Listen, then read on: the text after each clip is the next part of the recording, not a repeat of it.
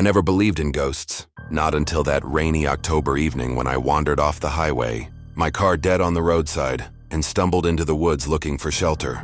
I found an old, forgotten house, the kind that sagged in on itself like it was tired of standing.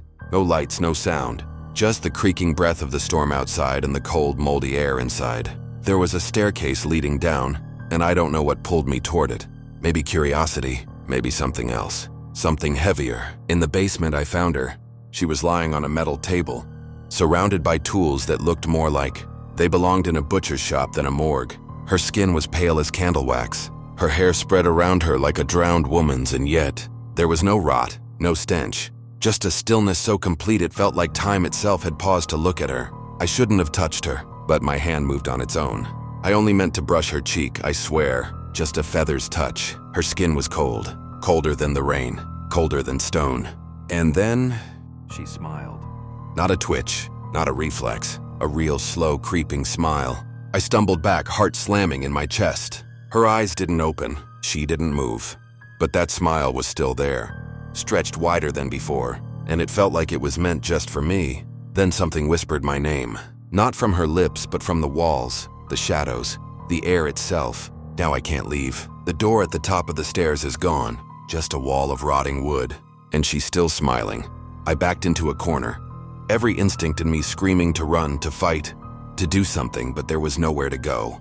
The air in the basement had changed, thicker, like it was watching me. I dared a glance at her again. She hadn't moved. But something was different. The smile had faded, not completely, but enough to make me think maybe I imagined it. Maybe the flickering basement light had played tricks on me. Maybe the cold and the fear had. Her hand twitched, just one finger, a small subtle jerk like a muscle spasm, then another, and then with a slow cracking sound, her hand turned, palm up, reaching for the ceiling like she wanted to touch the rain she could no longer feel. I held my breath. Her other hand followed, then both arms. Now she was lying there like she was waiting for someone to help her up, and God help me, I took a step closer. Something in the silence urged me forward, something that wasn't fear anymore. It was fascination.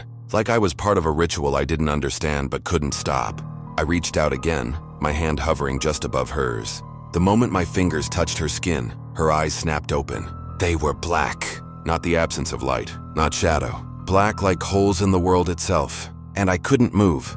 She didn't blink, didn't breathe, just stared into me like she was reading thoughts I didn't even know I had.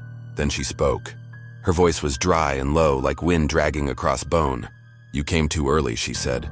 My throat tightened. What? What does that mean?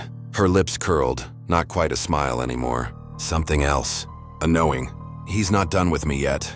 Then the basement shook. From above, something slammed against the floorboards. Once. Twice. Again. Heavy footsteps, slow and deliberate, pacing directly above me.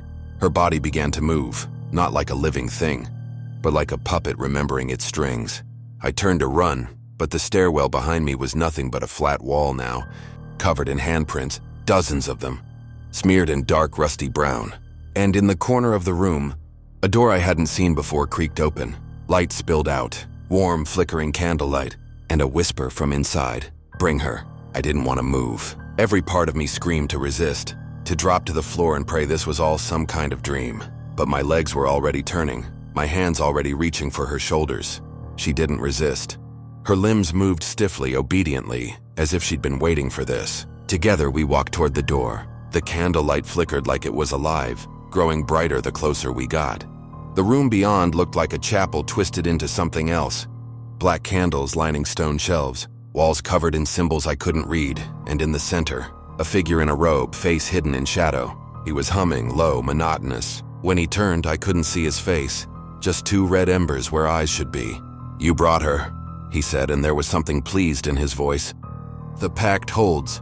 I wanted to speak, to ask what pact. Why me, why her? But I couldn't. He raised his hand and she moved forward, stepping into a circle carved into the floor. Her smile returned, wide, calm, resigned.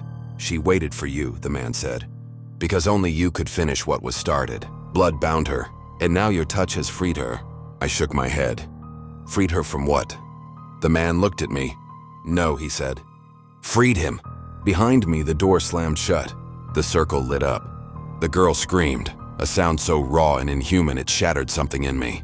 Her body jerked, twisted, cracked, and then burst into smoke and bone.